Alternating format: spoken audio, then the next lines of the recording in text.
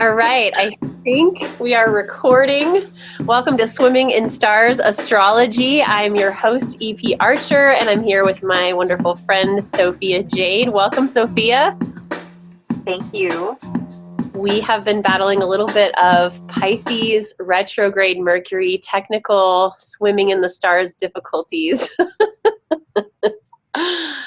And this is sort of our first ever webinar.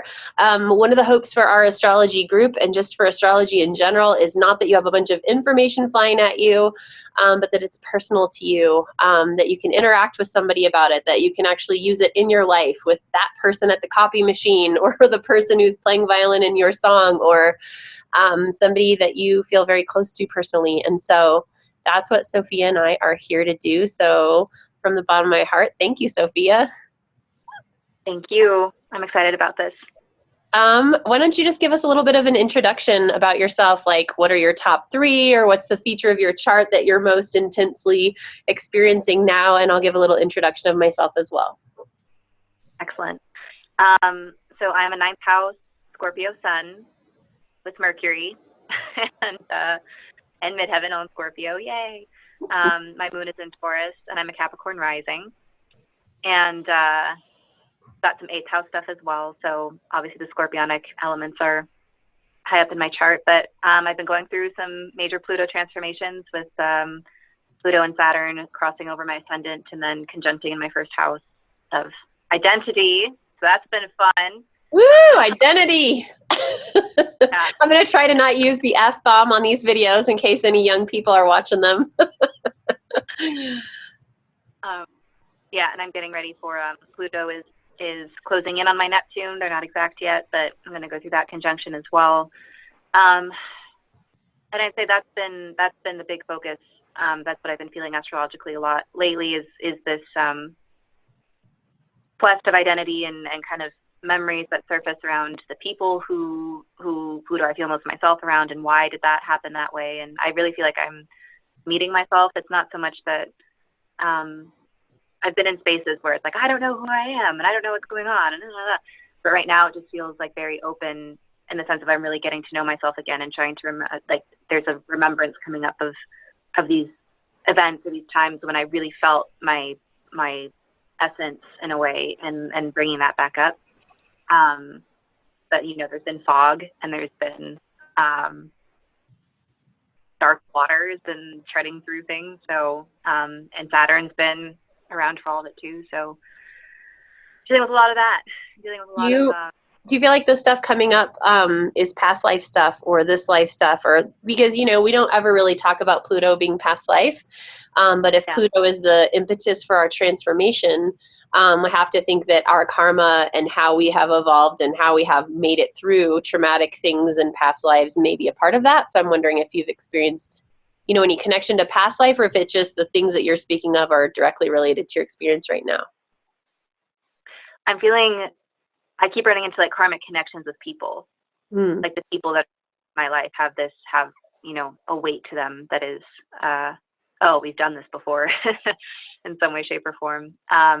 Or again, like memories of people who I did have that connection with.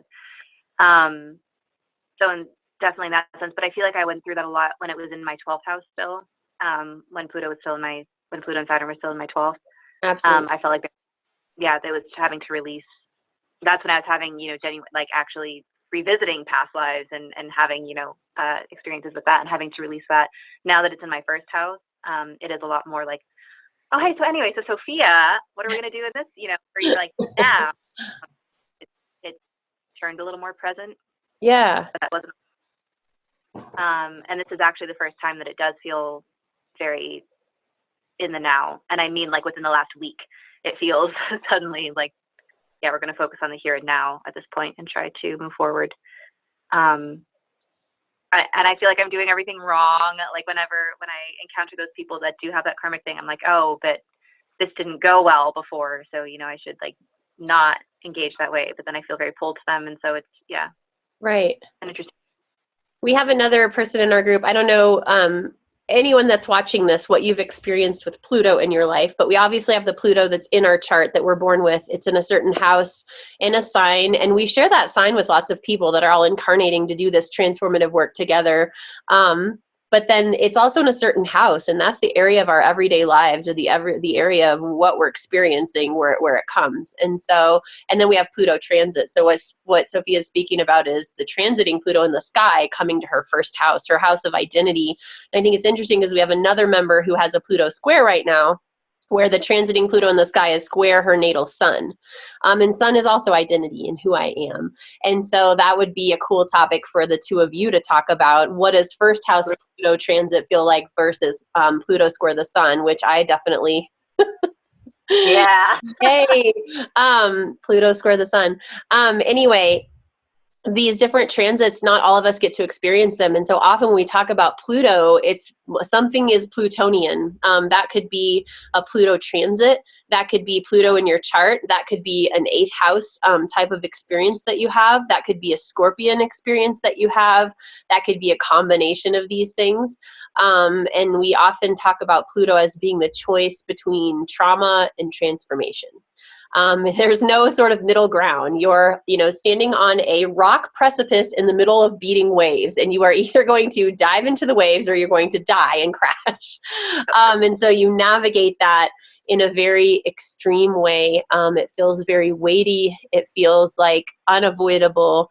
And it's interesting, the person I was just speaking about in our group was just saying she feels like she just woke up from a 10-year nap or something. And I said, well, let's look at your transits. And she's got that Pluto square. And I feel like there's certain transits we don't get to ignore. Like maybe the moon's in a sign that doesn't feel great to you. And so you're like, whatever, I'll be on the couch today. But you can't be on the couch for freaking 10 years. And Pluto transits can be 10 years long.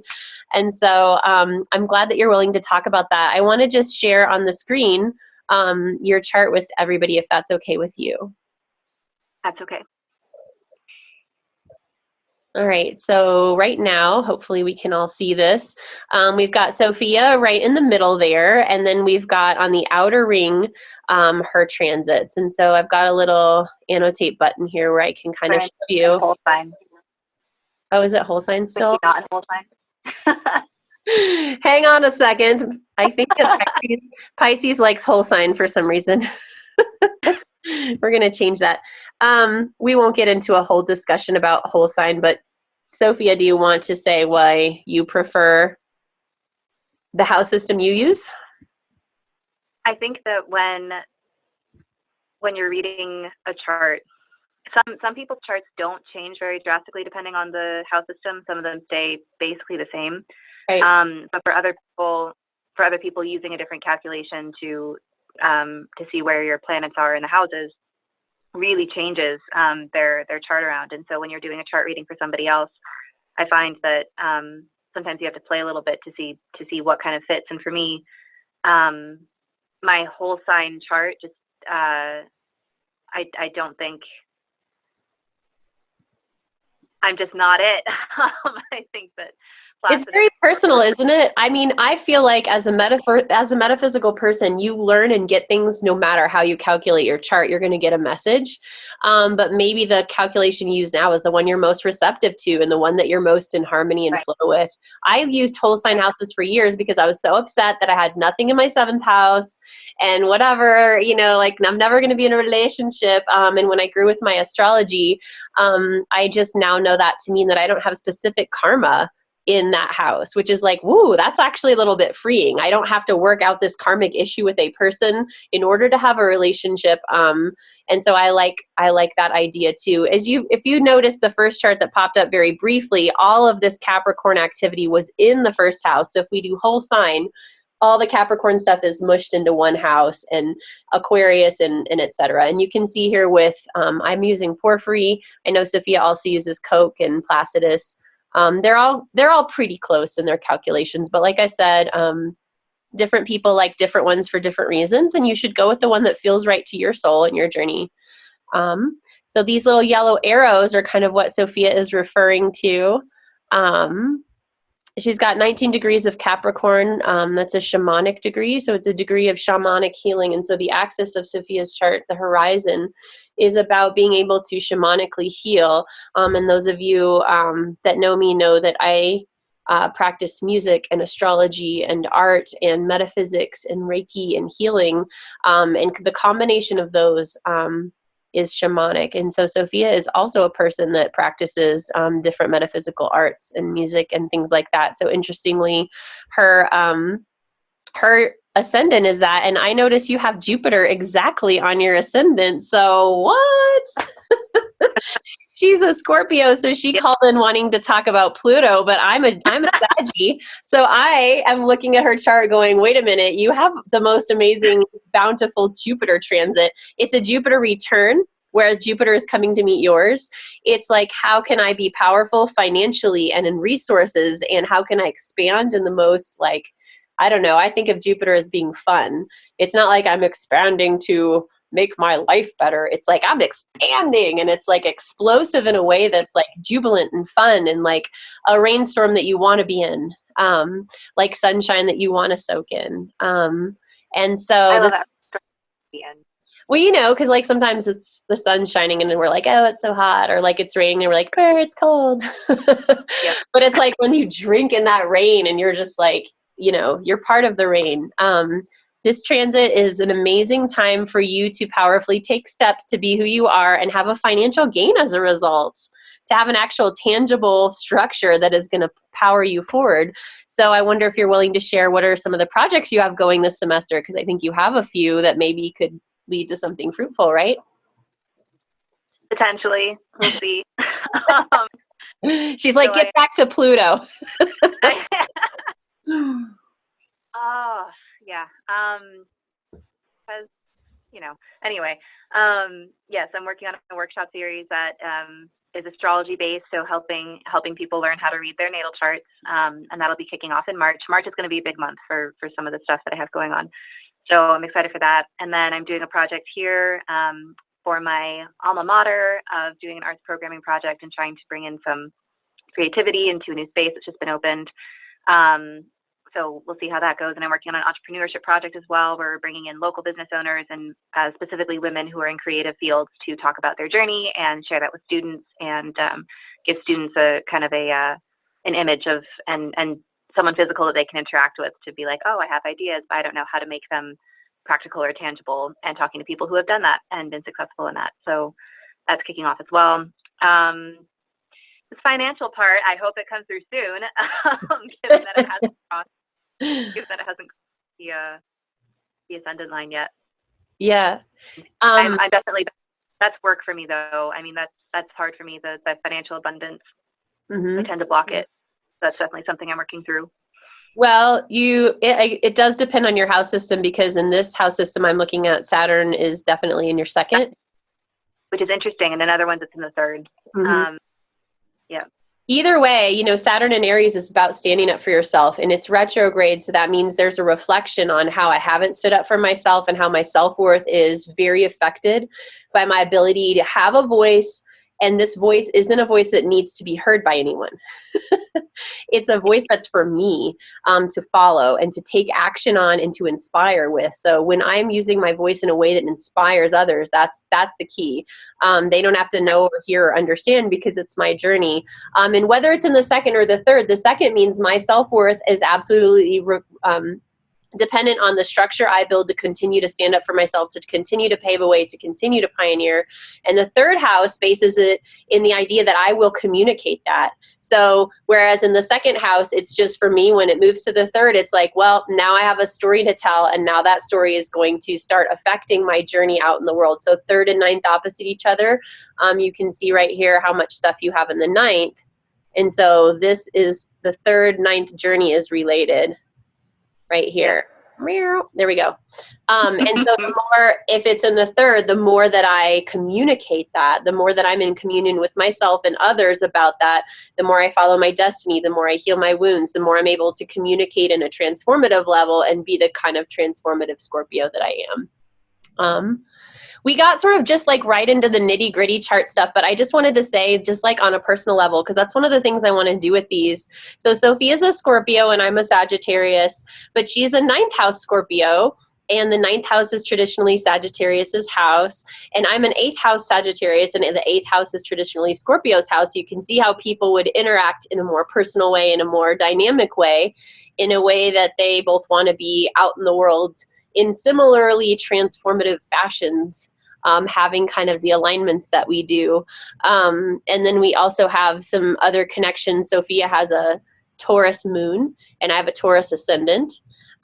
She has a Capricorn rising and I have a Mercury Capricorn. And so, you know, it's so funny because you'll read these like astrology columns or books and it's like, it would never put a Scorpio and a Saggy together to do something, right? It's like, well, you won't kill each other. You can kind of appreciate where each other is coming from, but it's coming from different angles, you know, like fire and water aren't always feeling emotions and intuitions in the same way. And so that can feel like a conflict, even though really it's a counterbalance.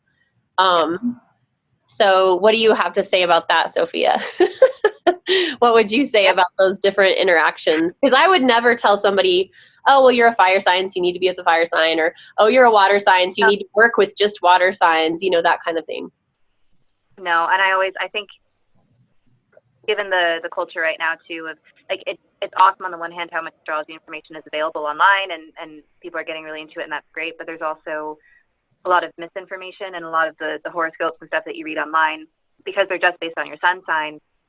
They don't tell anything else. They don't tell about your houses. They don't tell about, you know, any other planets in your chart. And so to say, oh, you're a Scorpio sun, so you should be with, I mean, oh my gosh, me with a Cancer?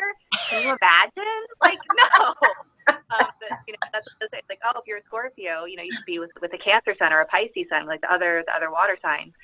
And here's the thing. I mean, when you're with other people of your same element, like if you're, you know, with water signs or other Scorpios or whatever it may be, there can definitely be a sense of understanding of, you know, that you're in your element, so, you know, you get each other. But sometimes it's boring, and sometimes depending on what else is in your chart, there's going to be other stuff that's conflicting or that's, you know, that's not supportive of the kind of journey that either of you are on. So whenever somebody asks, like, oh, what sign should I be with? I'm always like, I would need your chart.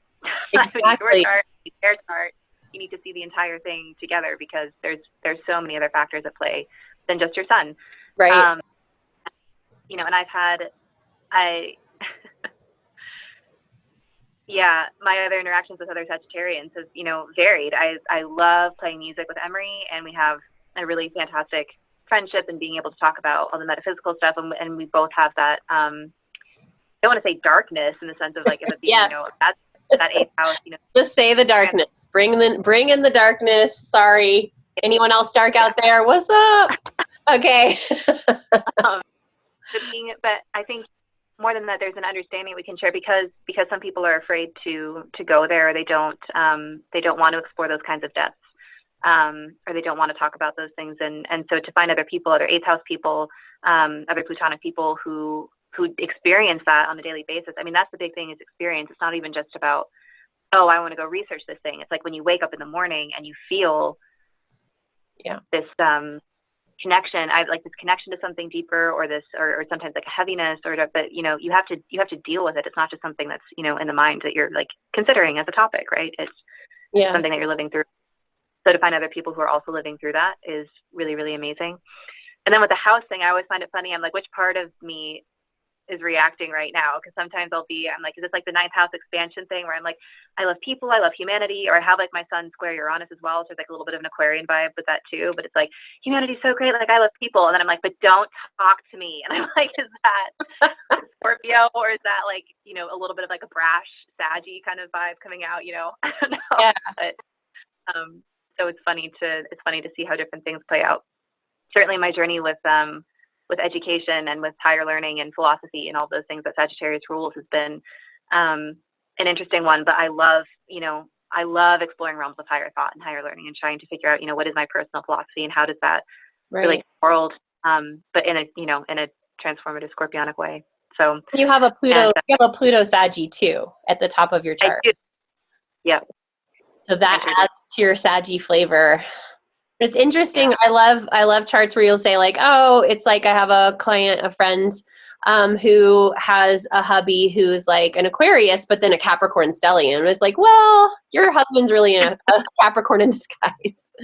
But I love, when you're new at looking at charts and you see this like blurb of all this crazy stuff, let me just show you like the easiest way to start finding connections. And you can do this with your transits, which is what we're doing with Sofia right now, is just find stuff that's together.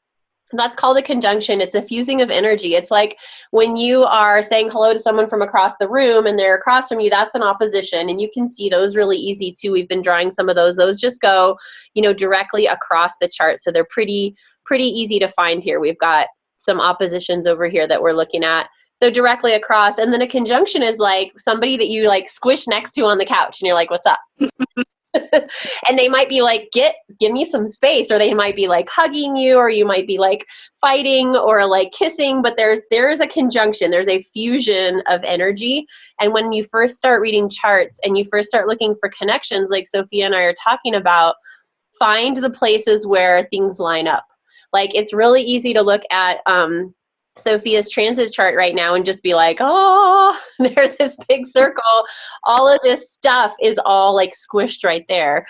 So that's easy to see. So start looking for conjunctions, and you might be a Scorpio sun and you might end up being with somebody like that's completely out of the box and different from you. You might end up being with an Aquarius who's square to you, but then their Venus is over here connecting with your ascendant, and then their Mars is over here in your fourth house. And you know what I mean? And so when people say that question, like, who should I be with? I'm like, let me see your chart and let me see their chart. Yeah.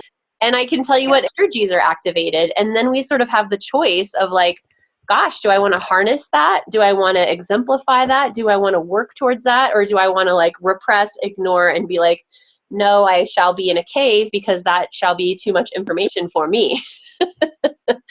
And we all do all of the things, I think, at different times. So I know Sofia really wanted to talk about Pluto and then about Pluto coming to her Neptune. And so I want to focus the last part of our little webinar on Pluto and Neptune. Neptune's a great thing to talk about right now because we're in Pisces season, and Pisces is traditionally ruled by either Jupiter or Neptune. I say Neptune. In the olden days before they discovered Neptune, they said Jupiter. And so now some people are like, we have to have both. And so whichever way you honor it is, of course, cool. But, Neptune is the abyss. It can be spirituality. It can be illusion. It can basically be anything that's bigger than you. And I think that is a main theme of Pisces. So when you think of Pisces energy and Neptune energy, it's something that's bigger than just me. I'm not just this singular little grain of sand, operating in the world of my own volition. I am like a part of an entire ocean that holds all the things, death and life and strife and trauma and healing. It's all there, and we embrace all of it in order to get where we need to go. How do you feel about Neptune? Because you're a first house Neptune, and that's kind of a big deal. My daughter is a first house Neptune as well. And so I'd love to hear what you think about being a first house Neptune. Of course, it's Neptune in Capricorn, so that's a little different than Neptune in Pisces, which we have going on right now. Yeah, it's strange. Definitely the spirituality that gets associated with Neptune, I think I identify with very strongly. Again, not because I went in search of it, but I was born and then started having spiritual experiences. So that's you are the spiritual experience. Oh, thanks. Yeah, but Capricorn's very. Capricorn's an earth sign. It's very grounded. It's material. It's here. It's in front of you. It's something that you're building, that you're creating to last in this world. Yep. So a spirituality that has roots, that is grounded, that is here to last. And having that as part of, my expression. But I do find also that it's harder to gauge other people's perception of it, because I find that a lot of people will put expectations onto me that are not actually coming from what I'm offering them, but from what they're seeing. And Neptune can be can also rule kind of like delusions or like illusions, or sort of, you're not quite seeing actually what's there. And so I do find sometimes that people they think I'm something, or they want me to be something. So they're like, you're this, and I'm like, no. But there's like a little bit of a disconnect sometimes, I find, between who I think I am or what I think I'm putting out into the world versus what other people are seeing. So sometimes that's frustrating, actually. Your water exemplifies that. So when you're feeling more scorpionic, that Neptune kicks into being more nebulous and more like, maybe you don't get to see all of me and maybe you won't really know. And then, of course, people need a label in a box. So they put you in the box and then you're like, no. But then they're like, well, then tell me what's going on. And you're like, maybe later. Right. I love that you have Uranus conjunct. It's in a different sign, but still 5 degrees away. So for anybody that doesn't know, Uranus and Neptune together means I am not in a box spiritually. I'm a rebel. I'm a trendsetter, if you will, but not in a popularity contest way. In a rebel revolution, what the hell is that lady doing? I don't get it way, but maybe I will follow her because somehow it seems electric and it's been built and it works and I'm confused and mystified by it, but I know it must be something. And so I think of all the metaphysical endeavors that you've done and all the healing work and all the spiritual experiences you've had that are maybe not in the traditional religious box that kind of goes along with that, and how cool that is to see that have evidenced in your life, and then boom, of course, there it is right in your chart. Yeah. So this Plutonian energy that you're having, it's assaulting your identity. And Saturn is there, and Saturn is, usually, like, I just joined a Saturn support group on Facebook, and it's kind of like when you're going through Pluto stuff, it's almost like really a Saturn support group. Just like do the hard work and get over it. But I feel like Saturn can be really hard for people too, and Saturn returns and all that good stuff, which, but in your case, Saturn is actually there to make you feel better about how violent Pluto feels to you. Pluto is coming and violently assaulting who you are in the world. And Saturn's like, but it's for a good practical reason, and we are going to build for the future. And Saturn's almost like this reassuring parent or this reassuring dynamic mentor that's going to keep things feeling not like they're going to implode forever. Because when we have Pluto in the personal houses below the surface, it's not really stuff that everybody else gets to see and experience with us. It's our own sort of thing. And especially on the left half of your chart, that's individual, and the bottom half is private. So you're in the individual private quadrant going, oh my gosh, I'm imploding here. And everyone else is like, great job, Sofia. You're out in the world doing your thing. And you're like, oh. And when we say Plutonian, like, just hook up with people who are having a Pluto experience. Any kind of Pluto transit counts. You're having one, call up Sofia and like form your Pluto transit tribe. I really thought we should start a Pluto. Now that I'm saying it into being during this webinar, there's going to be one created, I'm sure. But, for support, like if there ever needed to be a support group, I think Pluto is definitely one of them. But that heaviness and that assault is also saying, are you going to brand your own religion and spirituality? Are you going to brand your own version of a bigger, you being larger than life, but in a way that spiritually serves, in a way that's out of the box? And I think if you hadn't figured out what that was yet, that would be scary to the point of, I don't know, like it would be scary and feel harmful, but I know that you have figured that out in more ways than one. And so it's really only feels really, really bad if you're not doing something about it. And even though Earth is slow moving and planning and making sure the ducks are in a row, that Uranus energy and that Aquarian energy is like, don't wait forever. And this Capricorn energy isn't slow moving. Of all, it's whatever speed it needs to be to get the job done the best it can get done. And so being very judicious with your time, almost like, no, I'm not doing that. Is this empowering me? Is this transforming me? Is this my own brand of my transformation? And no, then I'm traumatized and that's painful, and no, I can't do that. And so it's kind of a fun transit to just tell all your friends, hey, I got Pluto transits, so, back off. And I think the more you can hold on to that and affirm that and be that on the astrology page, be that in the world, be that for your classes, the more other people that are experiencing this can be empowered by it as well, and not feel like, even though I have all of this pressure that feels so violent and ripping and that's so internal that no one gets, oh, then I just still have to go out in the world and hold all that and and put on a mask and do all the things I normally would do, you know, like that pressure, you're graduating from college. Well, you need to go get this XYZ job. No, I need to go die if I have to get that job. And that seems extreme, but I'm sure that's how you feel 100%.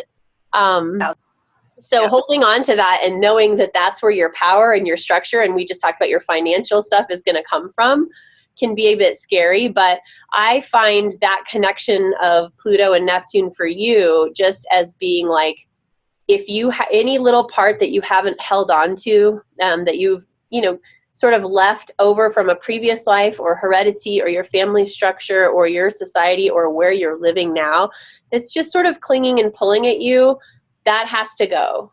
Because the more that's embraced, the more the illusion rises.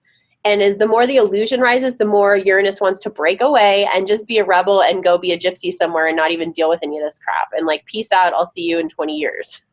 And I think that you can do all of those things in harmony if you just honor them all. And I think that's, I don't know, that's the pressure for all of us. If we could just do one of our planets and just run with that, it'd be so simple. But, you know, we've got Pluto and you've got Uranus and you've got Neptune. And I know we're not to Aquarius yet with these big planets, but if you think of this Capricorn journey as moving you towards Aquarius, that's where your self-worth comes in. That's where you know who you are in the world. That's the end of this cycle.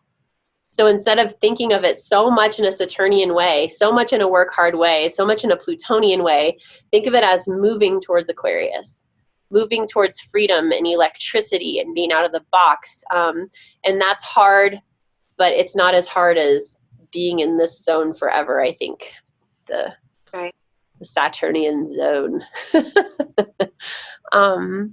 What advice do you have to other people going through a Pluto transit, Sophia? Don't hide from it. Don't hide. You can. You can't run from it. It's going to find you anywhere. But don't hide from it. I try to. I always just tell myself to show up and just do your best to show up each day. Do whatever is present. I mean, sometimes some days feel empowering and like, you know, you're accessing a new level of power within yourself that you never felt before. So it's like, woo, and that can be really cool. And other days, you know, it feels like, it does feel like you're dead and somehow walking around, and it's just like, why am I participating in all these things that don't fit?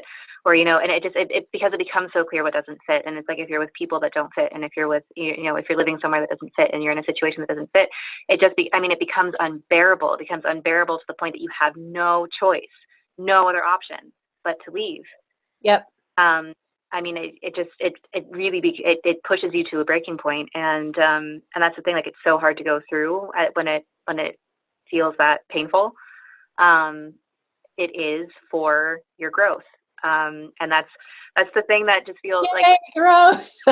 I know. That's whenever I'm like, I'm talking with people who are going through a Pluto transit. I mean, I just feel so weird about it because I'm like, it is, and like, I know that's true. It's like, it is for your growth. But when I'm feeling that way, like when I'm in that place, I'm just like, oh God, like, I would not want to hear myself be like, it's for your growth. It's all for fire good. I'm just like, shut up. Like, I just need You're like, I got some growth for you. Yeah. You know, so, but I think with Neptune as well, I mean, I don't know, the reason that I had wanted to bring this up was because of this like meditation dream sequence I had where I was like sitting with Saturn, and Saturn was like personified as sort of like a grandfatherly, you know, figure, right. Mentor, guide. And we were just sitting on the grass, and he was like, we are your guides, and like, we're helping you through this. But, you know, he was kind of like prepping me a bit. And then this like fog just descended, and I knew that was like Neptune. And there'd been this like presence that was sort of behind and to the right of me like the whole time, and like that was Pluto. Yeah. And so that was, and that was when, so it was like this approaching, but there was an element a little bit dangerous that was like, and then like I knew I was going to get through. It was like Saturn was there, like, you're going to get through, you're going to be fine. But like, there was danger for sure in that meditation, in that feeling. Mm-hmm. And Pluto was like big, right? Like, it wasn't formed. But then we like wound up in a water cove, and I don't know, it was like fine. But but there's, I mean, you can't always see, you can't see Neptune with your, you know, bare eye if you're out looking at the sky. You know, you need a telescope to be able to see it. And there's and Pluto obviously as well. So there are these forces that, you know, you don't see them right away. So it does kind of feel like they're creeping around you a little bit. Yeah. So I'm just trying to. It's like that movie Inception where they can get stuck on the different layers of their dream and get stuck down in the different layers of the dream world. And when you're doing a spiritual transformation and Pluto and Neptune are together, it's easy to get caught underneath some of those layers. And all of a sudden you're like, I don't know which layer is which. And that definitely, the word that always comes to me is abyss. Like Neptune is the abyss. Could there be amazing truth there and like something tangible? Yes. But there could also be nothing. Or there could be something traumatic. It's kind of like your ability to hold on to who you are and what you know in your soul journey colors that Neptune experience. And the more, like you were saying, just show up every day, the more you can show up and be present and discover and be with yourself and be with others, the more that journey is colored into a space of integration. And the more you pull away from the journey or repress or avoid, the more it becomes that sort of nebulous space where you sort of get stuck. Yeah. Yeah. Yeah. Awesome. Well, Sofia, do you have any gigs or classes that you would like to plug? Or a website, or somebody can friend you on Facebook or Insta? What's your social media of choice? Yes, I just got an Instagram. I have one that I never use. I got to get better at that. I haven't posted anything yet, but I promise it's not a bot account. It's real. And Facebook as well. If you're in the astrology group, you should be able to find me within the members.